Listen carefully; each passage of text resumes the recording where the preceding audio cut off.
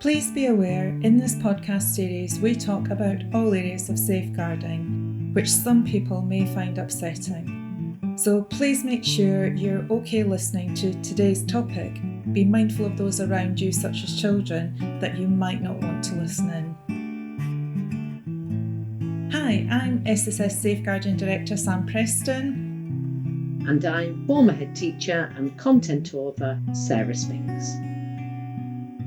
Welcome back to Safeguarding Conversations. Today we're exploring a theme that can sit at the heart of some of the most complex safeguarding work, domestic abuse. Not the label, not just the incident, the lived experience. Yeah, and you know what, Sam? This topic has been on my mind since reading Florence Knapp's novel, The Names. And that was such a good novel. And it follows a mother whose decision about her son's name opens 3 different futures.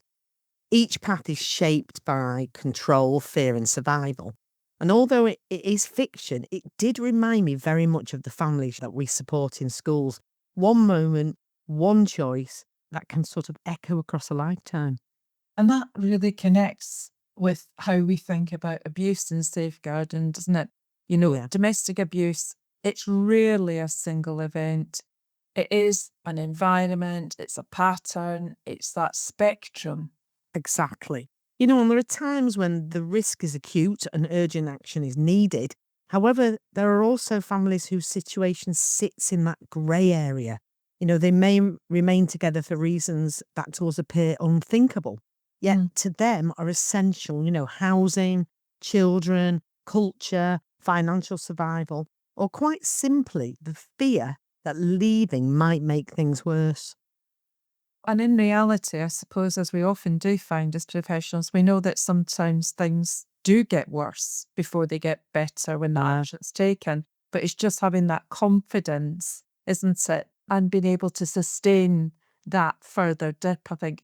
You know, as professionals, we often default to solution modes, don't we? We want to stop the harm. We want to fix it. We want to make the threat go away.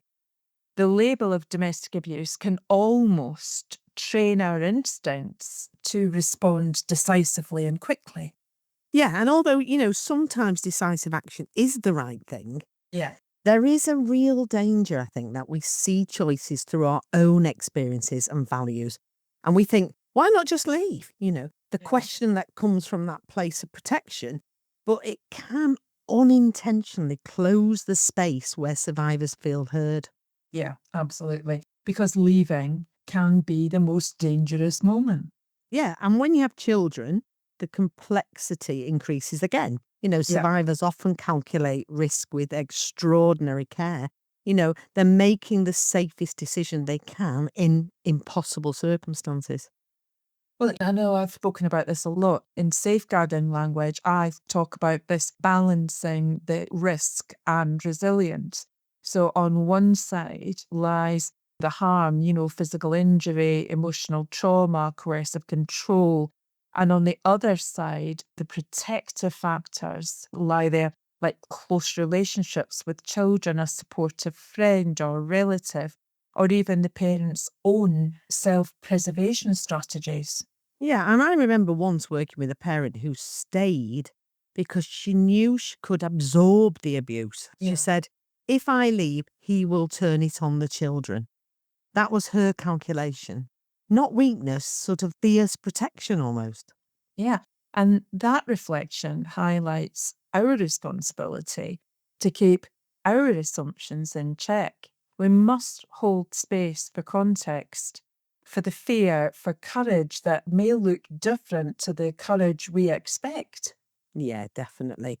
You know, safeguarding practice asks us to support safe choices, and that includes listening without judgment, you know, respecting readiness, building resilience until change becomes possible, balancing intervention with humanity. It's not about dragging someone into a decision that they cannot yet sustain. Absolutely. And there was a line from your article that you wrote, Sarah, that really stayed with me. The article's available on our website. And the line that really stayed with me, you said, you mentioned that our role is often not to achieve a perfect resolution, but to help families inch closer to better.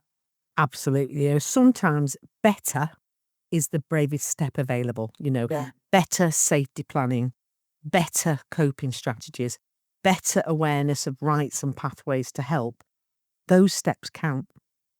They count a lot. And especially when we remember that every conversation, every moment of trust might just be the one thing that encourages someone to reach out again.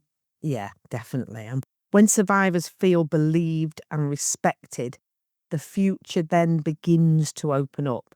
It's a bit like a novel.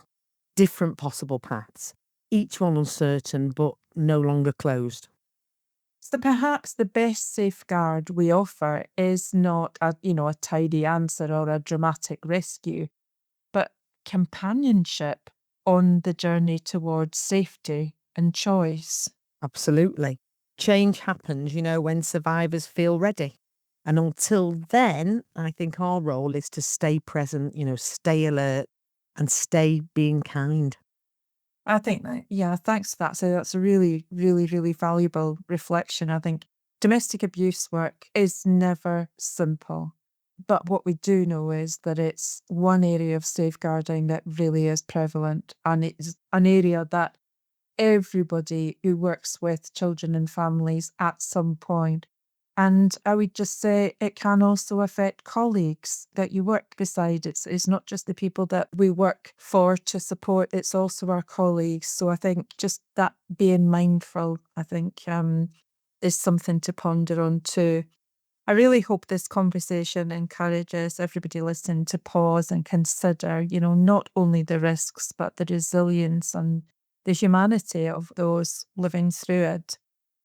So thanks for listening. If today's episodes prompted any safeguarding concerns about a pupil, family, or colleagues, please follow your setting safeguarding procedures and connect with your designated safeguarding lead.